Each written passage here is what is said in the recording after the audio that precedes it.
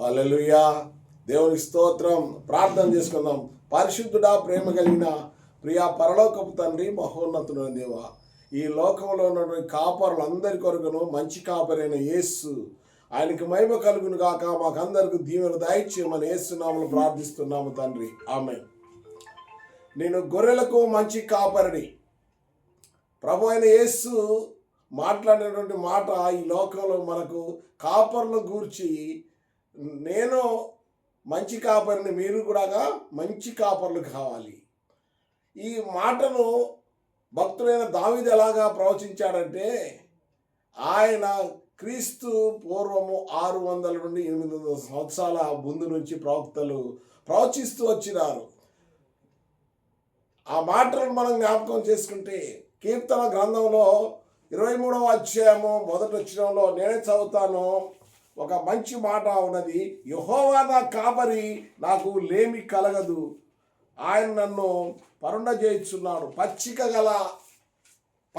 గల అంటే పచ్చిక అంటే ఎలాగుంటుందంటే ఎప్పుడు మృదువైనటువంటిది, ఎప్పుడు వాడబారనిది. యెహోవా నా కాపరి, నాకు లేమి కలగదు. పచ్చిక గల చోట్ల ఆయన నన్ను పరుండజేయుచున్నాడు.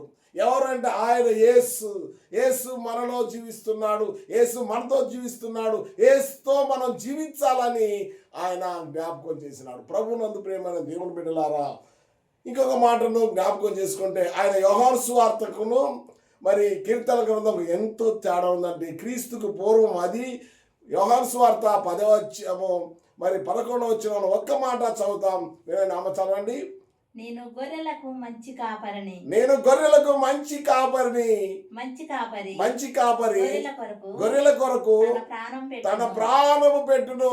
ఈ లోకంలో ఎవరు తల్లి చనిపోతే కుమారుడు చనిపోరు, కుమారుడు చనిపోతే తల్లిదండ్రులు చనిపోరు, మంచి స్నేహితుడు చనిపోతే స్నేహితులు చనిపోరు. కానీ ఆయన అంటున్నాడు, నేను గొర్రెలకు మంచి కాపరిని.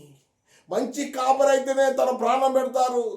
ఎవరు ఈ లోకంలో ఎవరి కొరకు ప్రాణం పెట్టారంటే, వారి కొరకు వారు చనిపోయారు, వారి కొరకు వారు చనిపోయారు, యుద్ధం చేసి చనిపోయారు, ఇవన్నీ చేసి చనిపోయారు. కానీ గొర్రెలకు మంచి కాపరి అని యేసు క్రీస్తు మరి ఆయన గొర్రెలకు మంచి కాపరిని అని చెప్పినటువంటి ఆ యొక్క జ్ఞాపకం చేసుకొని ఎవరు మరి వారి కొరకు వీరు కానీ వీరి కొరకు వారు కానీ ఎవరు ప్రాణం పెట్టలేదు. ప్రభు అయిన యేసు నా దేవుడు. ఆయన మన కొరకు, కాపర్ల కొరకు, అంతేకాకుండా సర్వమానవాళి కొరకు ప్రాణం పెట్టినాడు. హెబ్రీ పత్రిక మరి 13వ అధ్యాయం 20వ వచనంలో ఒక మాటను జ్ఞాపకం చేసుకుందాం. హెబ్రీ పత్రిక 13వ అధ్యాయము 20వ వచనం ఒకసారి చదవండమ్మా. గొర్రెల కాపరి అయిన యేసు. ఎవరైనా కాపరి, ఈ లోకానికి కాపరి, ఆత్మల కాపరి. అంతేకాదు పరలోకంలో నుండి నిన్ను నన్ను కలయచూస్తున్న కాపరి, నా మంచి కాపరి యేసు, నా కాపరి. ప్రియన్న యోబు గారు ఒక పాట పాడాడు, రాశారు. యెహోవా నాకు వెలుగయ్యే, యెహోవా నాకు రక్షణయే, నా ప్రాణ దుర్గమయే, నేను ఎన్నడు ఎవరికి భయపడను. ఎవరికి భయపడాల్సిన అవసరం లేదు. దేవుడైన పక్షమైన విరోధేవుడు, దూతలైనను ప్రధానులైనను ప్రభు ప్రేమ నుండి నన్ను వేరు చేయిన, నిన్ను నన్ను ఈ లోకంలో విడిచిన తర్వాత మనకు తోడుండేది యేసే.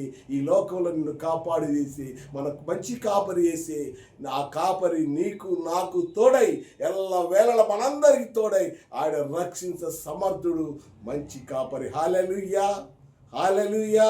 దేవుని స్తోత్రం, హల్లెలూయా. దేవుడి మాటలను దీవించి ఆశీర్వదించును గాక. ఆమేన్.